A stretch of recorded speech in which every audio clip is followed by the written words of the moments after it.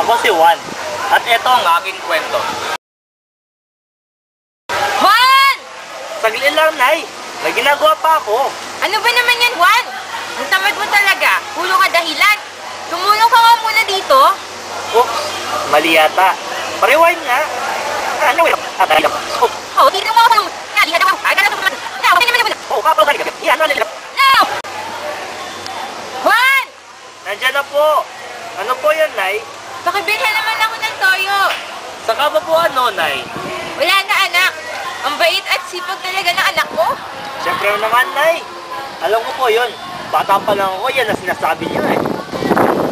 Oh, ayos ba? Ganyan ako. Naniniwala ako na lahat tayo mabuti. At dahil na rin siguro, yan ang sabi ng tatay, nanay, tita, tito, lolo, lola, pati na nga siguro aso namin kung nakakapagsalita lang. May lakad ho kami ni na Pedro, Ana at iba pang barkada. Uwi rin ako agad. O siya, Juan. Huwag kang magpapagabi, ha. Ingat ka. Tignan mo yung si Juan.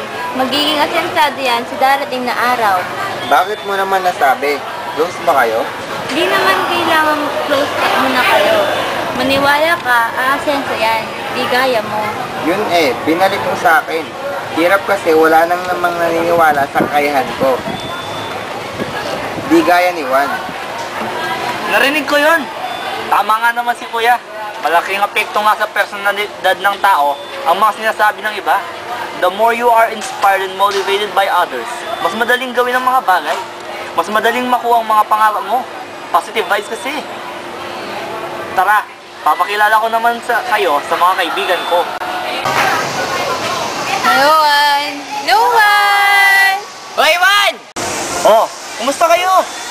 Ayos naman. Eto, wala pa din ng mamahal. Laging mag-isa. Tila walang pakialam mga tao sa paligid ko.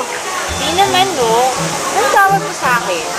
Alam mo, Imo, di mo makakamit yung gusto mo kung lagi ka lang naglulukot dyan at magsosolo. Ay nako, pag good girl boy pa dyan. Kala mo may matutulong yun, no? Magpakamatay ka na lang para wala ka na rin pinoproblema. Ano ka ba, bad boy?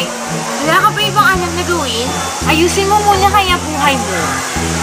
Isa ka pa biro lang naman ako Lagi nyo na lang ako sinasabihan na wala akong ibang gagawin. Ba't di mo gayahin si ganito, si ganyan? Nakakasawa! Kaya nga kahit may mga gusto akong gawin para sa mga pangarap ko, nakakawalang gana. Hay naku! Sige, mag-away kayo. Ako, enjoy lang. Yayaman, makuha mga gusto ko. Kasi, maganda ako. Madaming lalaki dyan ang hahabol at paggagasusan ako.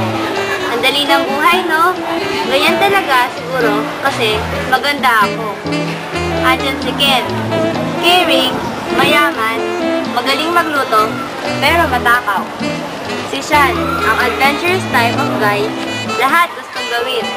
Ayan si Tom, mysterious guy, less words, less mistakes.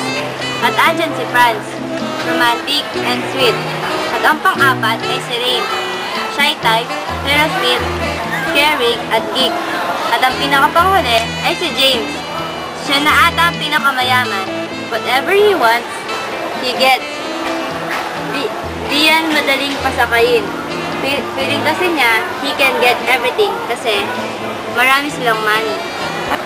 Ang sabi, all I know is that your chances of success are directly proportional to the degree of pleasure you derive from what you do. If you are in a job you hate, face the facts squarely and get out. Uy, gawan! Parang wala kang problema. Hindi naman. Pinipili ko lang kasi kung alin sa mga sinasabi ng iba. Ang dapat kong ngayain, lunukin. Lalim? Pero tama ka dyan, Juan. If you want to reach your dreams, you must know whom to listen to. Di naman kasi lahat ng tao dyan alam kung sino ka at ano ang dapat para sa'yo. Alam nyo, simula nung bata ako, itinanim na sa utak ko na mabuti akong bata. Na kaya kong gawin ang mga bagay-bagay kung gustuin ko. Na pag nagkamali ka, dapat may matututunan ka. Kailangan tanggapin mo kung sino ka. Respect begets respect. At kung mangangarap ka, yung malaki na. Wow, Juan. Inspiring ha. Iba ka talaga. Hindi lang naman ako. Kayo rin. We are all unique. We are special. Tatandaan niyo yan. No one to compete but oneself. Oo, ikaw, Imo. You are loved. Huwag mong kikimkimin sa sarili mo ang mga sinabi ng iba na nega about sa'yo. Kung nireject ka, hayaan mo na. Move on. There's more in life for you. Parang sa akin na tayo na. Pwede. Bad boy, sa tingin ko, masyado mo lang dinamdam yung mga pagsasaway sa'yo. Siguro nga mali sila sa approach nila pag sinasermon ka. Pero gusto lang nilang matuto ka. Oo nga, naalala ko. Words are powerful. You can break or make alive. Di natin alam, yung words na sinasabi natin, yun yung makakapagpabago ng buhay ng taong sinasabihan mo. Oo, gaya ko. Yung kasing teacher namin ng grade 4, narinig ko sabi niya, naniniwala siya sa kakayahan ko na kung pagbubutihan ko ang pag-aaral, malayong mararating ko. Kaya heto ako ngayon. Wala, tumutulong sa pamilya. Salamat sa mga taong naniniwala sa akin.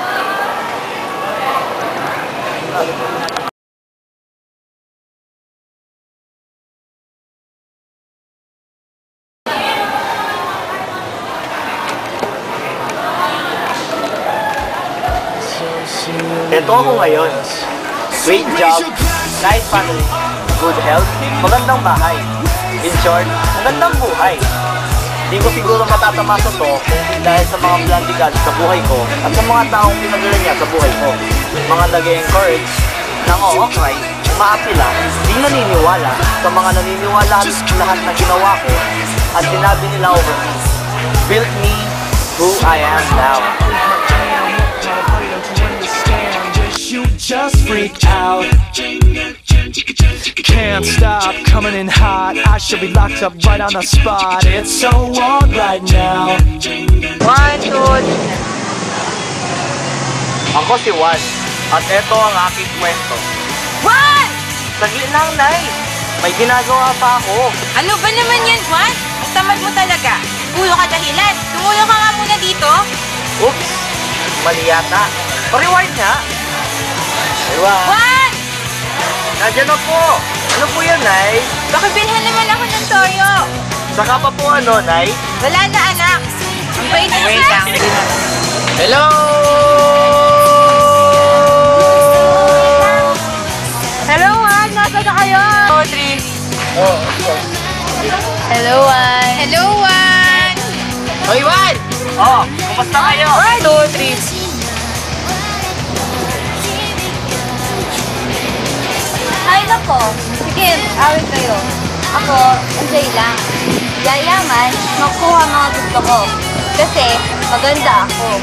Madaming lalaki dyan ang hahabol. At paggagastusan ako. Ang dali ng buhay, no? Ganyan talaga. Siguro kasi maganda ako. Andyan si Ken. Caring, mayaman, magaling magluto, pero matakaw.